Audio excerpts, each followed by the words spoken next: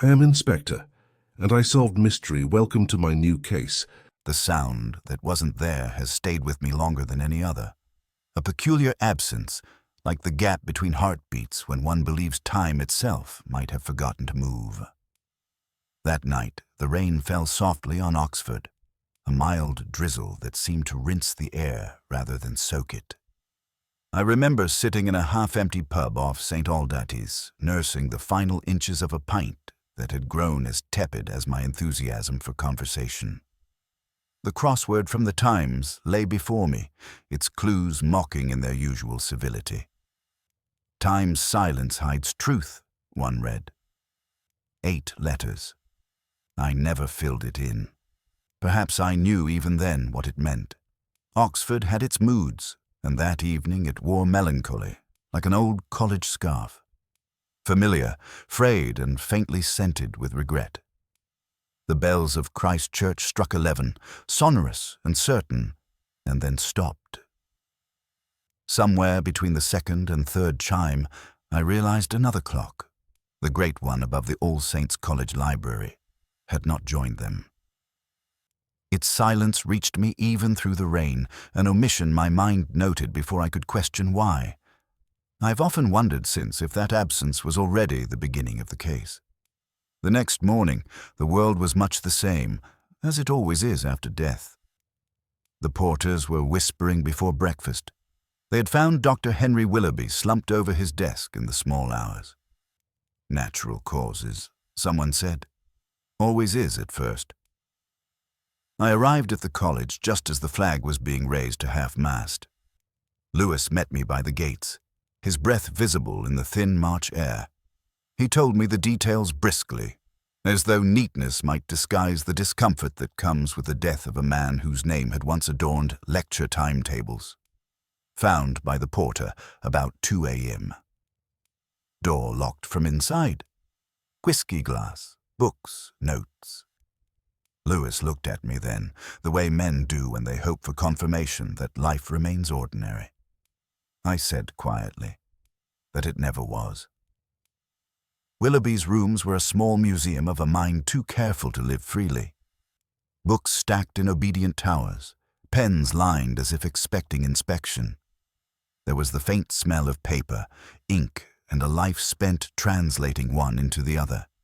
His head rested against a pile of notes, his hand still near the pen. Heart failure, I was told. He'd been alone, which seemed fitting for a man who had taught solitude as though it were a discipline. But there was the letter, half-written, addressed to initials, H.E., and unfinished except for one line. The clock knows what they don't. I folded it into my pocket before the college physician could see fit to tidy it away. The clock, again. Always the clock. Lewis pointed out the empty whiskey glass. Only one, though 2 chairs stood by the fire. He said it meant nothing. I said perhaps not yet. We spoke quietly, as if Willoughby might still object to noise. In the corner, on a small side table, lay a copy of Tennyson's In Memoriam, spine cracked near the middle. I opened it where it had fallen and found a verse marked in pencil. The dead are not dead, but live. I felt the weight of its irony settle into the room. Academics, I have learned, die surrounded by their favorite deceptions. Books, beliefs, or both. When we stepped out into the quadrangle, the morning rain had ceased. The flag hung limp against a washed-out sky. I glanced up at the library clock. Still stopped at 11:42. A strange hour, too late for work, too early for despair. I asked Lewis if the mechanism had been checked. He said the porter thought it merely jammed, perhaps from the damp. But damp does not choose its victims so precisely.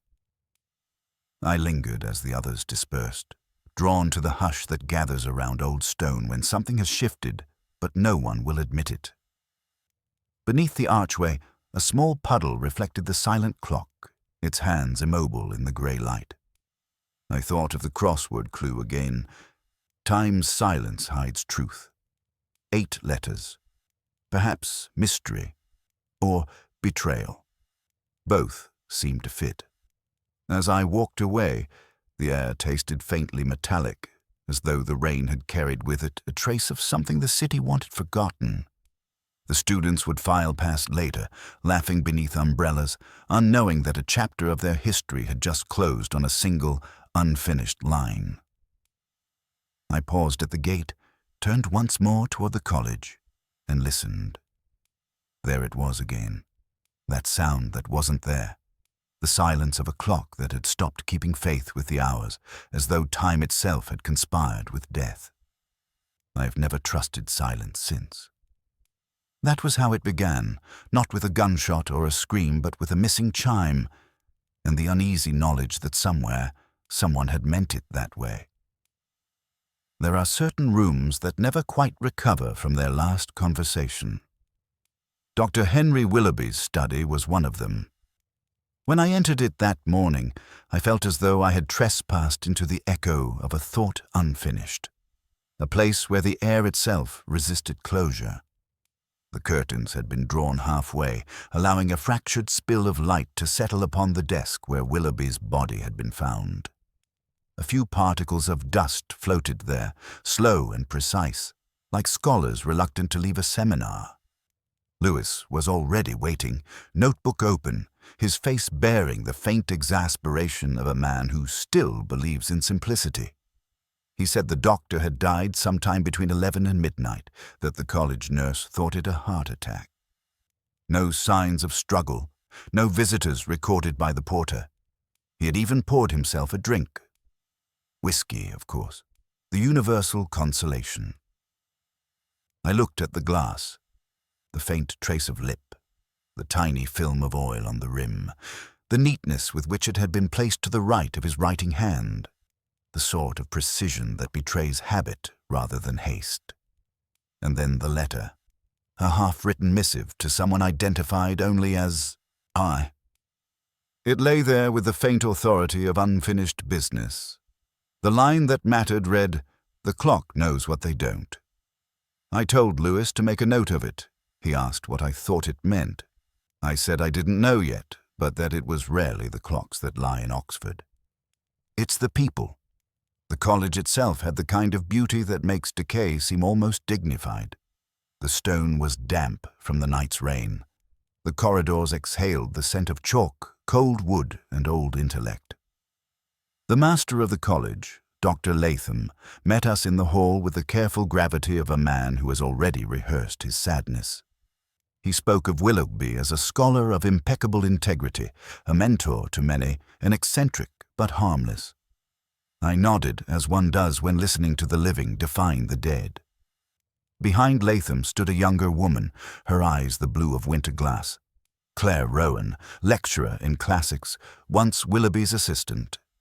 She spoke less than the others, which I found immediately persuasive. She mentioned that he had been working late, as always, researching some matter of college history. Her words were formal, her tone too even.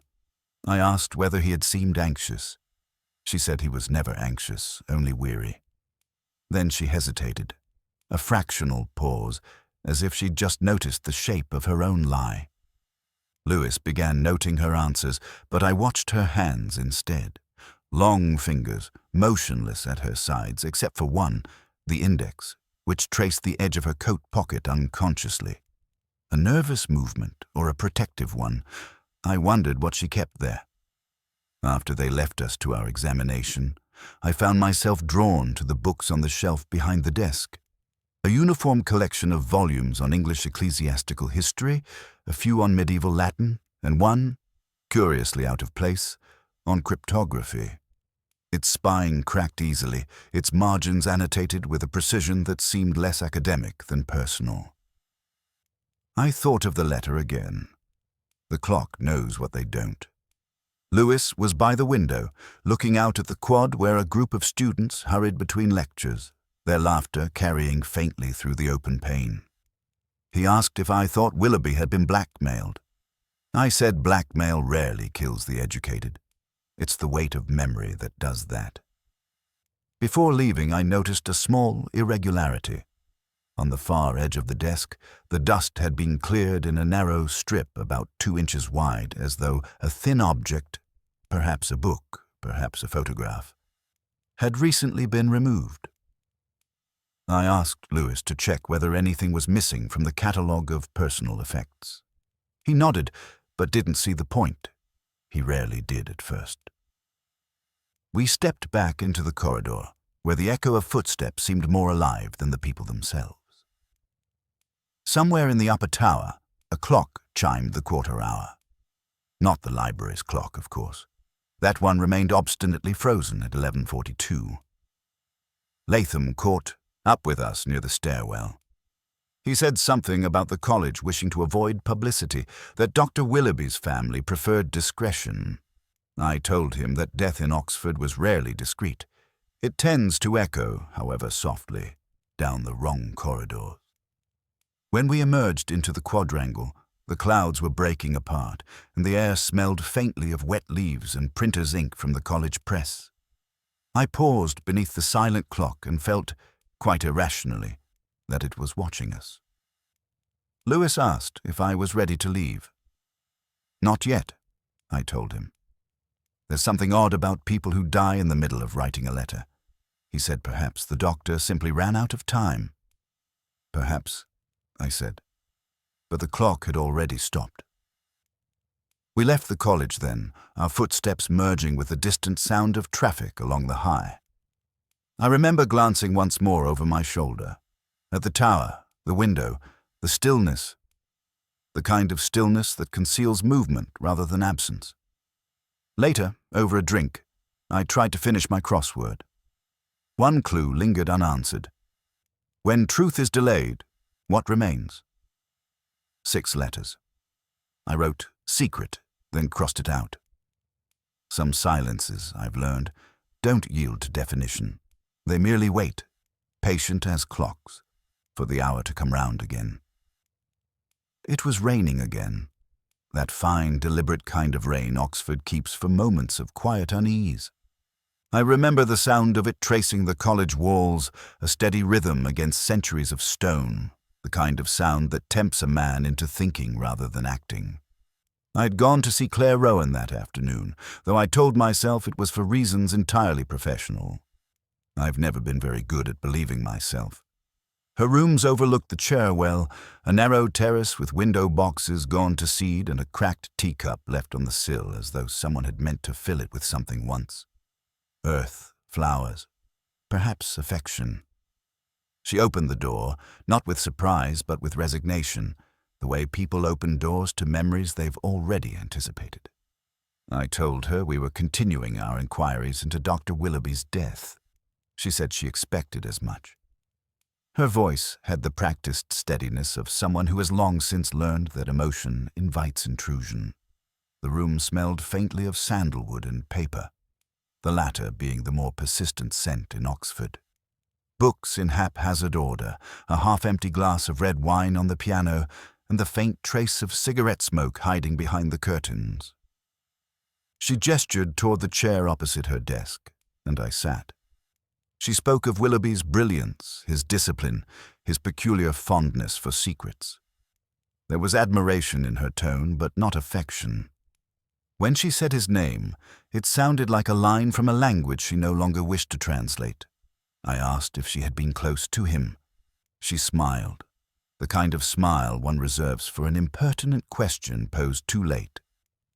We were colleagues, she said. Then after a pause, she added, and perhaps a little more than that once. It was the once that caught me. Too final, too rehearsed. I noticed a faint tremor in her hand as she reached for the cigarette lying unlit beside her. She didn't light it. I've always thought a cigarette unlit is a truer confession than one burning. She told me that Willoughby had been anxious of late, sleepless, distracted, given to long walks by the river at odd hours. I asked if she knew why. She said something about an old research project, a manuscript he shouldn't have been revisiting. Then she added, almost to herself, that he feared the ticking of the past. I asked her to repeat it, but she only smiled again, faintly embarrassed, as though she'd said more than intended. It was a peculiar phrase. The ticking of the past. Time as something audible, almost sentient.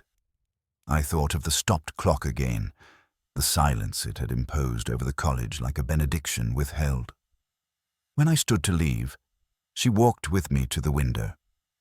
The rain had thickened, blurring the view of the river into a restless shimmer. She stared out for a long moment before speaking. "Do you believe, Inspector, that people can be haunted by things that never happened?" I said it depended on how carefully they'd imagined them. She didn't answer. Her reflection in the glass seemed clearer than her face itself. There was a sadness there, but not the mourning of Willoughby. Something else. Older, unsatisfied. I asked her whether the night he died she had seen him. She said no, not since the afternoon before. She had papers to mark. Essays on Sophocles, she added, as though tragedy were an acceptable alibi. Outside, a figure passed beneath the lamplight, its shadow briefly reflected in the wet pavement. Claire turned sharply, just for a second, before steadying herself again. Fear, recognition, or guilt. It's often the same expression, viewed differently.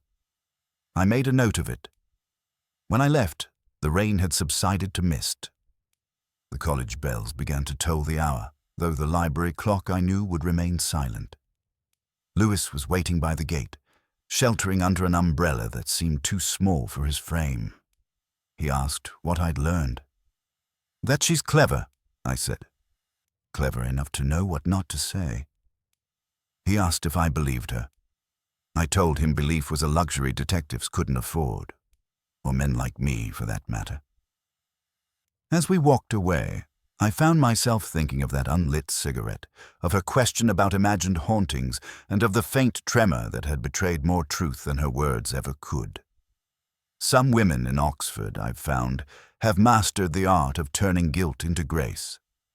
Claire Rowan was one of them. By the time we reached the car, I could no longer hear the rain, only the soft ticking of my watch, the small, persistent sound of time refusing to keep her secrets. The library kept its own weather, a thin climate of dust and discipline that clung to the sleeves and entered the lungs as quietly as instruction. I went back there in the late afternoon, when the quad had emptied and the porter's gossip had thinned to the cough of a trolley. Those great windows, clouded by decades of breath, admitted a fugitive light that seemed afraid to touch the bindings. Willoughby's desk waited under a brass lamp that made a small island of obedience. I stood where he had sat and looked at the arrangement he had left behind. The ruled paper, the fountain pen, the little ceremony of order that suggests an untidy conscience. On the hearth, a few grey tongues of ash persisted, as if reluctant to declare the conversation finished. I stirred them with the poker and found a wedge of paper half rescued from its execution, the edges blackened, the centre reluctant to die. Across it ran a Latin whisper, tempus tacet memoria loquitur, the kind of schoolroom wisdom that turns treacherous when a man tries to sleep. Lewis arrived late and asked if I was extracting poetry from the cinders again. I told him the dead had more patience than the living. He wandered off to interrogate the catalogue. It left me alone with the clock's missing pulse. Through the window I could see the dumb face of the tower. 11:42, always and forever. Rain tapped the high panes like a cautioned messenger. In the corridor behind the stacks, I found steps I had never noticed because no one wants you to notice them. They led upward through a trap of air stale with oil and pigeons into the clock room where Oxford keeps her machinery of certainty. The mechanism sat like an old soldier who had learned endurance better than obedience, and a folded envelope imprisoned between cog and frame, the obstruction required to halt a public confidence. I eased it free with the caution one reserves for detonators and confessions. Inside lay a photograph, sepia and stiff, of 4 young men before this clock. They had the extravagant indifference of people who cannot yet imagine becoming faculty. One of them was Willoughby, his seriousness already an argument. On the back, in a hand that had learned restraint late, a single word stood like a verdict. Promise. Lewis joined me and said he would inform the master about the interference. I told him to wait because administrators waste facts as if they were budgets. He shrugged. I looked again at the photograph, counting the shoulders. 4, and yet I could name only 2 without effort. Back downstairs, the lamp hummed faintly. I considered the Latin and the envelope and let them sit together in my head until they began to quarrel. If time keeps silent, someone must speak in its place. Willoughby had tried to burn a sentence and had chosen instead to block a clock. He wanted an hour to hold. I opened his notebook once more and found something I had missed, not because it was invisible, but because it was polite. A narrow crease along the inner margin suggested a page removed with the delicacy of self-censorship. The number at the top had been replicated, a tidy deceit. I felt the small satisfaction of a crossword entry finally behaving. What is missing that still counts? 7 letters. Absence. A book settled with a soft complaint.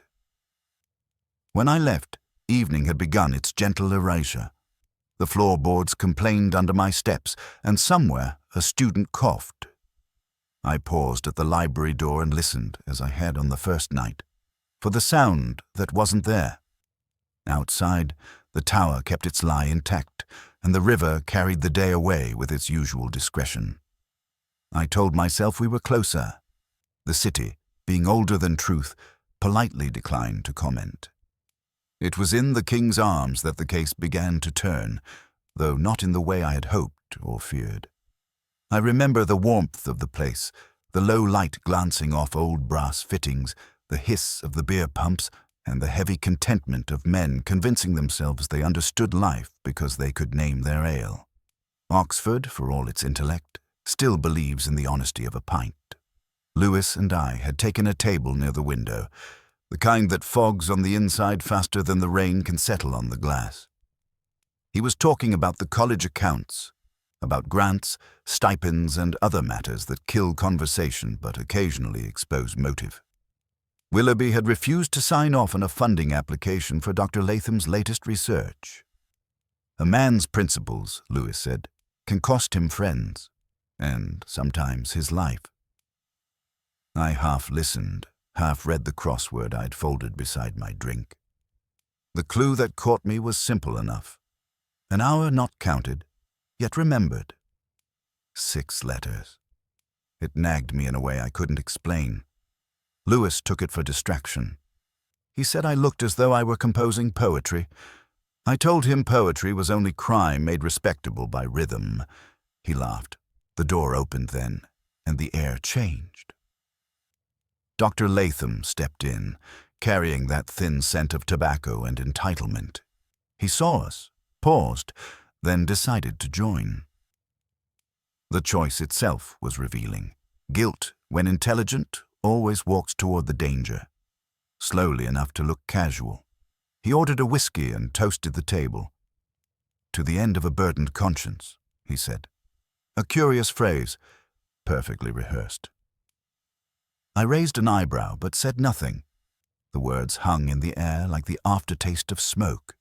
He talked freely, too freely, about Willoughby's rigidity, about the wasted brilliance of a man who clung to obsolete principles, about how progress in academia required a certain moral flexibility. His tone was half admiration, half eulogy, wholly insincere. I asked him when he had last spoken to Willoughby. He said he couldn't remember, which meant he could. When he left, I noticed he had not touched his drink. The glass remained full, the rim dry, a toast without commitment. I made a mental note. It's the gestures that matter, not the words.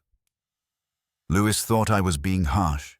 He said Latham was just drunk on rhetoric. Perhaps. But rhetoric, like poison, is often taken in small, regular doses until the system accepts it as harmless. Later that evening, Claire Rowan found me there. She looked out of place among the noise.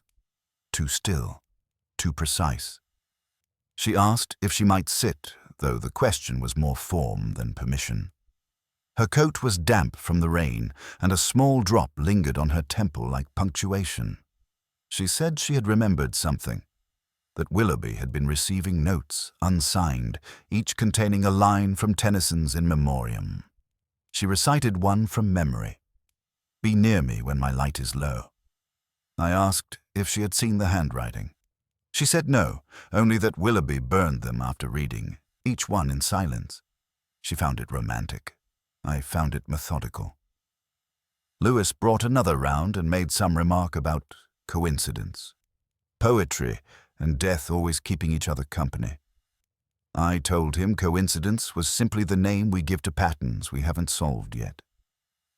When Claire left, she touched the edge of my sleeve lightly, almost absently, and said that Willoughby had once told her the truth of a man's life was hidden in his last unfinished sentence. She looked at me then, too directly, too long, and said she hoped Willoughby's had been kind. After she'd gone, the crossword clue returned to me. An hour not counted, yet remembered. I filled it in. 11. A stopped hour. An echo of 11:42. Perhaps nothing. Perhaps everything. We left the King's Arms as the bells began to sound from across the city. The night air smelled of rain and coal smoke, the kind of scent that settles in the throat like regret. I walked ahead of Lewis, who said something about heading home. I told him I might take a walk instead. A small lie I told as easily as breathing. Somewhere behind the fog and the noise, the clock above All Saints still waited, its hands fixed against the hour of confession. Time, I thought, has its own conscience. It stops only when someone asks it to, and I, foolishly perhaps, had begun to suspect who that someone was. The morning of the funeral was still, the kind of stillness that feels manufactured, as if Oxford herself had conspired to keep her noises polite. Rain had fallen in the early hours and left behind that faint ecclesiastical scent of stone and damp leaves. I remember thinking the air felt too clean for what was about to be buried. The college chapel had not changed in a century. Everything in it was carved to endure, the pews, the windows, even grief. Willoughby's coffin rested beneath the chancel arch, surrounded by lilies that exhaled faintly of surrender. I sat near the back, a habit of mine. The periphery always offers the best view of human performance. Lewis sat beside me, his hands folded awkwardly, unsure whether reverence or curiosity was expected of him. The choir began with "Abide with me," but something faltered halfway through the third verse. A boy's voice cracked, not from youth but from something else, a tremor that did not belong to the music. The organist hesitated, the choir master recovered, and the hymn limped to its close. Lewis leaned toward me and murmured that the lad looked ill. I thought not ill, frightened. Claire Rowan sat 2 rows ahead, her hat too dark against her skin, her stillness deliberate. Her hands clutched the hymn book so tightly the spine creased under the pressure. She did not sing. When the Reverend Chalmers rose to deliver the eulogy, I saw her lower her gaze, not out of humility, but exhaustion. He spoke of scholarship, integrity, and faith, 3 words that die quickest under scrutiny. Halfway through his address, Chalmers quoted from Tennyson, the same poem I'd found marked in Willoughby's room. "'Tis better to have loved and lost," he began, but the line stumbled in his mouth, misquoted slightly. I wrote it down without thinking. A small slip of memory, perhaps, or something rehearsed too often by a man who once meant it. Afterwards, outside in the drizzle, umbrellas bloomed like black flowers. Polite condolences floated between cups of tea and the rustle of wet coats. Latham stood by the lich gate, offering handshakes and hollow smiles. He caught sight of me and raised his glass. Yes, a glass of sherry, as though the dead had only retired from the faculty. He said something about how swiftly time moves in Oxford. I replied that it depends which clock one follows. His face registered a flicker of unease. Then the smile returned. Lewis had wandered off toward the vestry, speaking to one of the porters. When he rejoined me, he mentioned that Willoughby's effects had been sorted. Among them, an unsigned will, never filed, witnessed by 2 names. One Claire Rowan, the other illegible, under a blot of ink. It struck me as too careful to be an accident. Blots have their motives. Later, in the hush of the empty chapel, I lingered near the lectern where Chalmers had stood. The choir boy's robe still hung beside the stalls, limp as tired conscience. I glanced at the open hymn book left on the organ bench, the page marked not with a ribbon, but a folded slip of paper, a scrap torn from a larger sheet, with a single verse handwritten in blue ink, "And time shall be no more." No signature, but I knew the hand. Willoughby's. Lewis found me there and said it was time to go. He asked if I believed it was a suicide after all. I told him I believed very little these days. He smiled, the kind of smile meant to end a conversation, and stepped out into the wet light. I stayed behind. The air carried the echo of the missung hymn, the silence where a boy's voice had failed. From the doorway, I looked once more at Claire, standing alone beneath the archway. The black of her dress was less mourning than disguise. She met my gaze briefly, then turned away, her face unreadable. When I finally stepped outside, the rain had begun again, softer this time, as though reluctant to disturb what remained. The bells of the college began to toll, but only faintly, one of them lagging by a beat, as if uncertain whether the service was truly over. The choir, I thought, had been silent long before it sang. The evening pressed close to the city, wet and slow, as if Oxford had drawn its shawl tighter. I kept the crossword beside an emptied glass and spread Willoughby's papers like a map with no compass. 8 across posed a patient riddle, keeper of hours, silenced by guilt, 7 letters. I left the space blank.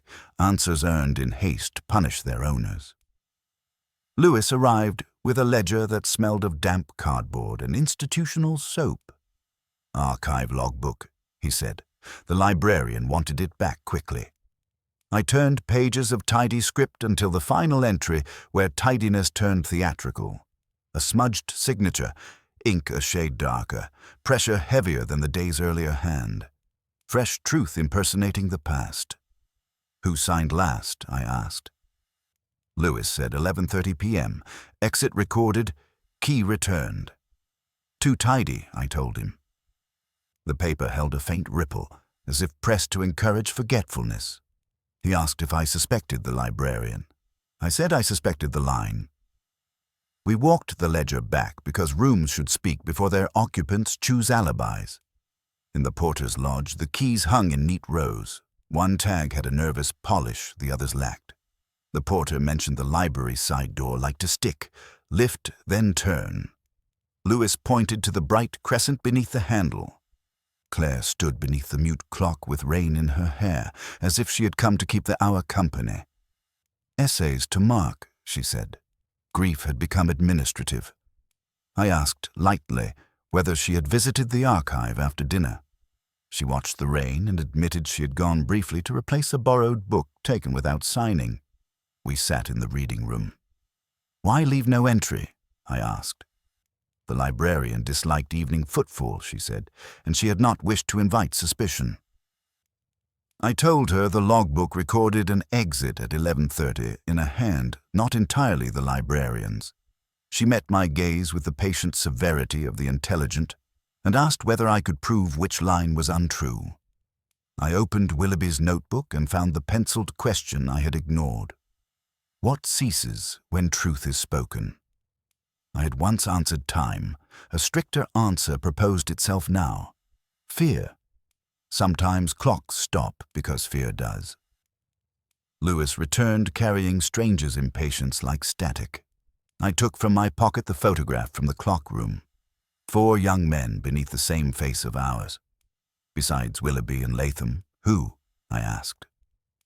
Claire's eyes walked over the faces, and then refused to settle. "Someone the college prefers not to name," she said. She asked whether I believed Willoughby had been murdered. Belief, I told her, is a cup that empties as soon as one drinks. She traced a notch in the table and said she had left the library before midnight. Before is generous land for a lie to graze. We replaced the ledger and stepped into the corridor's careful echo. The porter asked whether the clock would be mended soon. In the drizzle, the tower loomed above us. Lewis asked whether an altered line mattered if the time was roughly right. Roughly right, I told him, is how people forgive betrayals of detail. Back at the table, I returned to the crossword. Keeper of hours, silenced by guilt. I tried warden and crossed it out. Curator, crossed again. The wrong answers outlined something I preferred not to name. Claire had stood beneath the arrested hour like a supplicant who would not kneel. The ledger had rehearsed another hand. The key had learned a nervous shine. Lewis said we had achieved very little. Little, I told him, is where the truth lives before it earns a voice. He proposed the pub. Outside, the rain thinned to a sheen on the stones. In the window, I saw my reflection older than consent. Somewhere above us, the hour refused to pass.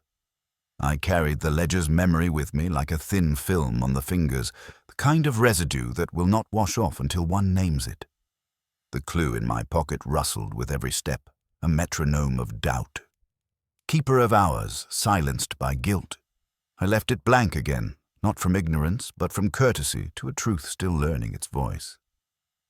Rain rehearsed itself along the gutters, as if the city were practicing a confession. I carried the photograph in my inside pocket, a thin rectangle of other people's certainties, and walked back to All Saints with the idea that paper remembers better than men. In the porter's lodge, the lamps were lit. The keys hung like a modest choir. I asked for the matriculation album and the old college magazines. The photograph lay under a green shade. 4 young men before the same sullen clock. Willoughby watchful, Latham rehearsing charm, Chalmers solemn in a way that looked borrowed, and the 4th with a brightness that had not yet learned caution. The corner had been lifted once to loosen a name. Promise, the reverse had said. Softly. Lewis arrived with an armful of volumes. The porter, he reported, remembered a surname once muttered by Willoughby after whiskey. Hale. Like the weather, not the greeting, he added. We opened the album. Edward Hale, admitted Michaelmas, expelled Trinity for plagiarism. No portrait, only an oval left blank where faces usually endure. I distrust institutions that erase so tidily. Lewis asked whether plagiarism could exile a man from memory. Oxford forgives almost anything except embarrassment, I told him. He proposed the alumni office. I sent him to the bursary instead. Money writes straighter than deans. Alone, I turned the college magazines. A notice brittle as old bread recorded a debate scandal, accusations withdrawn, honor preserved. Opposite, a prize list for an essay on bell founding named E. Hale. I thought of the halted clock and its brass heart upstairs. To still a clock without breakage, one must know the patient. Keeper of hours, 7 letters. I let the answer wait. Dusk drew its thumb across the library windows. I climbed to Willoughby's rooms and sat where he had sat, reading the order he had left like a man balancing accounts. On the desk's edge, a shallow bruise in the wood repeated a pattern. Beside it, a small brass key waited with the innocence of an accomplice. I pressed the teeth to the bruise and felt the side panel ease open with the soft fatigue furniture expresses when asked for truth. Inside lay an unsealed envelope. Smoke had introduced itself to the paper and then reconsidered. The note was unsigned and brief. We silenced him for the college's good. The pronoun stood like a crowd in a narrow lane. I read it twice, then again, the way one repeats a diagnosis, hoping the syllables will change. Footsteps in the corridor. The Reverend Chalmers paused in the doorway with the considerate sorrow of a man accustomed to curating repentance. Close to a conclusion, Inspector. Conclusions dislike bright light, I said. His eyes slid to the desk, counted sins, returned to piety. The library prefers obedience. He withdrew like a sacristan locking relics. I copied the sentence into my notebook and replaced the envelope as before. Outside, rain negotiated with stone. The quad held its breath. Beneath the arch, I studied the photograph again. 3 lives had remained visible. One had been folded away. The blank oval in the album matched the lifted corner on the print, as if omission had a geometry. Lewis telephoned from a pay box that still believed in callers. The bursary, he said, had records of a hardship grant rescinded the term Hale was accused. The signature withdrawing it was elegant and certain. H. Willoughby. He asked if that altered the weather. Only the wind, I said. We crossed the quad together. Speculations kept on short leads. Beyond the wall a car idled. The university permit on its windscreen carried a name written too carefully. Reverend A. Chalmers. I noted the renewal date, the same week the archive ledger's new hand appeared, and felt the old machine inside me take a measured turn. I did not pretend to know the story.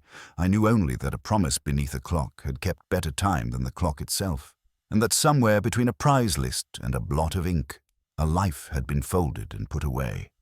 Oxford calls it tradition. I, less charitably, call it memory with very selective hearing. The second chime arrived before the first had finished dying, a hesitant echo from a chapel across the lane, and in that stutter I heard the case declare itself again. Oxford's clocks rarely agree. The city prefers harmony to unanimity. I stood under the tower, rain writing commas on my coat, and waited. 11:42 remained. Lewis said the horologist would come in the morning. I told him clocks seldom need experts. They need witnesses. He asked what we were waiting for. For the hour to admit it was not alone, I said, and we listened to the wet hush until the college swallowed it. I carried the photograph, the confession, and a misquoted poem. The Reverend had spoken at the funeral with measured charity, yet the line he borrowed had stumbled. Tennyson bent to fit a pulpit. Better to have loved and lost, he had said, shaving off the grit of the line he meant. The error was not ignorance. It was habit. In Willoughby's notebook, a penciled question had kept me company. What ceases when truth is spoken? I'd written fear, then crossed it out for promise. I thought of the word on the back of the photograph, the youthful faces before this clock, and the blank where Hale's name should have anchored a life. The porter's lodge smelled of wet wool. On the shelf sat a tray of mail and one parcel in brown paper. The label was addressed to H.E., the same mystery in Willoughby's last letter. The porter said it had arrived after the death. I signed for evidence and opened it in the reading room. Inside lay an old essay marked in a pedant's hand. The title concerned bells and foundries. The signature in a young hand read, Edward Hale. In the margin, someone had written a correction to Tennyson. Be near me when my light is low. The syntax revealed its tutor more surely than ink could hide him. Chalmers had taught the poem wrong long before he misquoted it again. Lewis returned. The bursary confirmed the rescinded grant. The librarian admitted the logbook bore a line added after hours. Shall we bring Chalmers in? He asked. Not yet, I said. I want the hour to strike twice. We climbed to the clock room. The mechanism waited. I examined the scar where the envelope had braked the cog. A smear of oil on the metal smelled faintly of incense. Willoughby's fingers were chewed with ink. The print here was clean. Someone had reset the jam after the body was found, to argue it had always been so. To hide an interruption, create another. Along the wall stood a cabinet of tools. In its lock I found a sister key, newer, cut by a careless locksmith. Its teeth matched only in obstinacy the brass key that had coaxed Willoughby's desk to confess. A thin certainty moved through me. Down in the quad, I saw Claire beneath a black umbrella, unmoving. "Did you know Hale?" I asked. She said the name softly and did not answer what I had not asked. Then she wondered whether certain inheritances arrive without being spoken. She said Willoughby had asked her to witness a document that at last we should be honest. Another witness's name had been blotted. She watched the clock and said he meant to speak at midnight, the hour he owed a man. A car door clicked near the gate. Chalmers crossed the quad. He greeted us, then inquired whether the clock had yielded its mystery. "Not yet," I said, "though it intends to." His gaze touched Claire and moved away. When he had gone, I opened the crossword in my pocket. 7 down. Keeper of hours, silenced by guilt. Sexton would fit, but the pattern refused it. Warden, likewise. With the pleasure that follows stubborn truths, I wrote Beadle, the officer who tends keys, clocks, and ceremony. I heard, distantly, the second chime. Not from a bell, but from misquoted verse meeting an unsigned prize. From oil answering a blot of ink. The hour, I knew, had not stopped. It had been held. The holding had left fingerprints no rain would wash away quietly.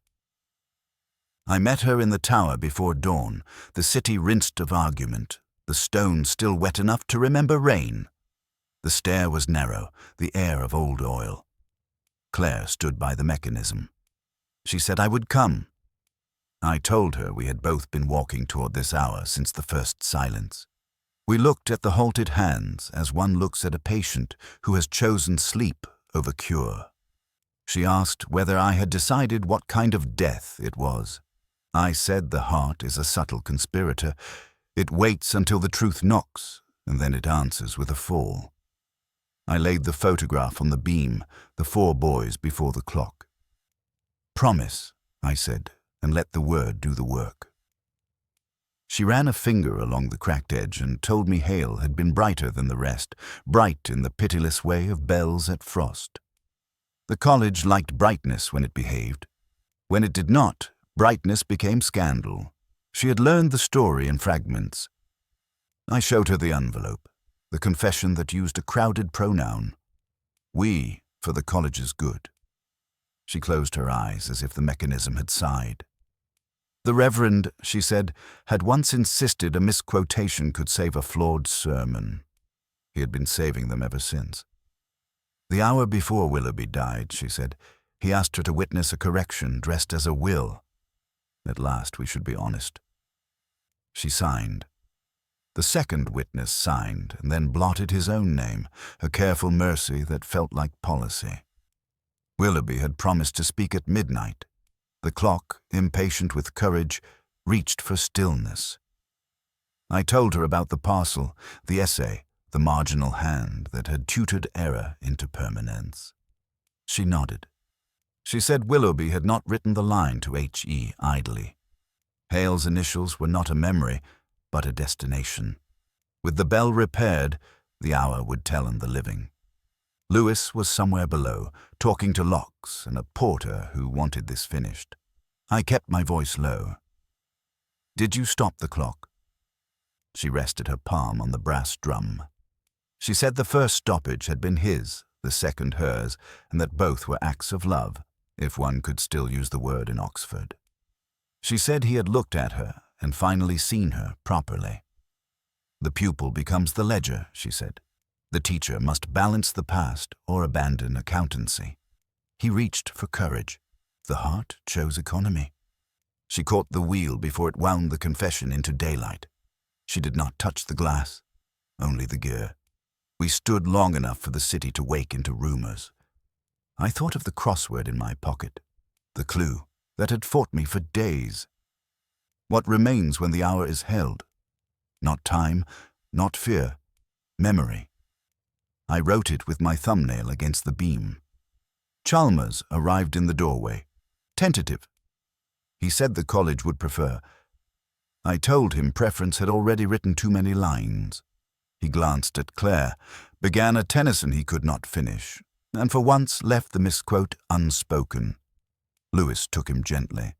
There would be statements, there would be letters, there would be a committee to mourn the administrative complications of contrition.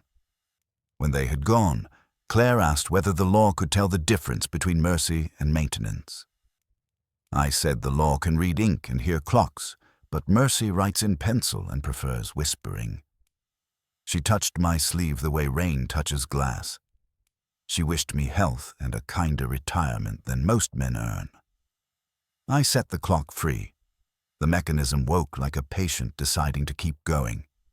The hands moved with the weary bravery of good machinery.